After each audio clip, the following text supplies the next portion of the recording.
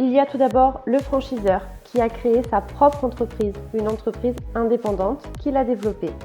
À partir du concept et du modèle qu'il a créé, on retrouve 3 éléments qui font et déterminent la franchise. Une marque qui donne l'identité à l'ensemble du réseau. Un savoir-faire qui est formalisé dans des manuels opératoires à disposition des franchisés. Et enfin, une assistance continue. Le franchiseur est aux côtés des franchisés via des services supports. Ensuite, il y a le franchisé qui a lui-même son entreprise indépendante. Il est donc responsable de tout ce qu'il met en place et des conséquences de ses décisions. Le franchisé dispose du droit d'usage de la marque. Il s'installe avec tout l'historique, l'histoire de la marque.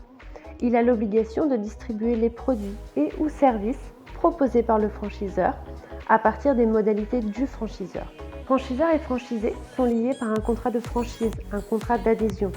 Le contrat est présent pour protéger le franchiseur, mais il est équilibré par la force du réseau, par l'ensemble des franchisés.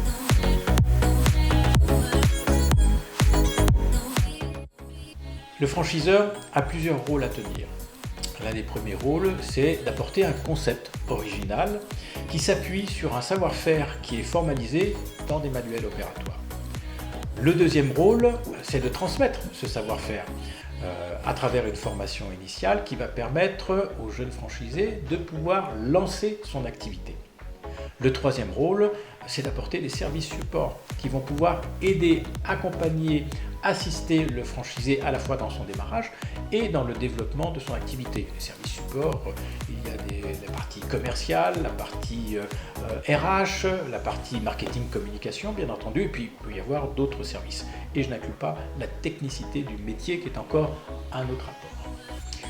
Quatrième rôle, c'est l'animation du réseau. Elle est importante parce que c'est elle qui va créer l'adhésion, qui va créer le collectif autour duquel va justement adhérer l'ensemble du réseau. Donc ça va permettre à l'ensemble de faire groupe. Cette animation, c'est à travers des réunions, c'est à travers des conventions, c'est à travers des moments partagés. Et le cinquième rôle, c'est la partie R&D. Dans ce cinquième rôle, il y a l'évolution du concept qui doit toujours se faire en parallèle de l'évolution des demandes du marché ou de l'évolution du monde économique. Le franchisé a également des rôles à tenir. Le premier concerne l'apprentissage. Il a à apprendre, il a à s'imprégner du savoir-faire qui va lui être transmis lors de la formation initiale. Et le deuxième rôle qui vient en conséquence, c'est la restitution de ce savoir-faire, c'est-à-dire accepter d'être dans la peau d'un apprenti pendant le temps du démarrage, pendant plusieurs mois, et peut-être de faire des erreurs, mais sans cesse de se remettre droit dans la ligne du savoir-faire. Le troisième rôle, et il est important également, c'est de prendre ses parts de marché. C'est le deal de départ avec le franchiseur. C'est d'avoir confié au franchisé donc un secteur, une zone sur laquelle le franchiseur attend qu'il prenne les parts de marché, qu'il prenne sa place et qu'il réalise un chiffre d'affaires qui soit satisfaisant pour les deux parties.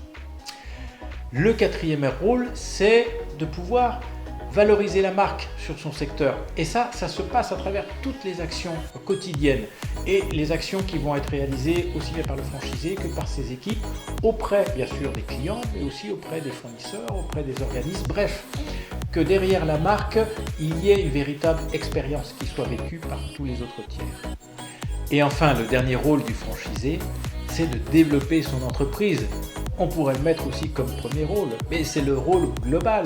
Il est là pour développer son entreprise de manière à ce qu'elle soit rentable et pérenne.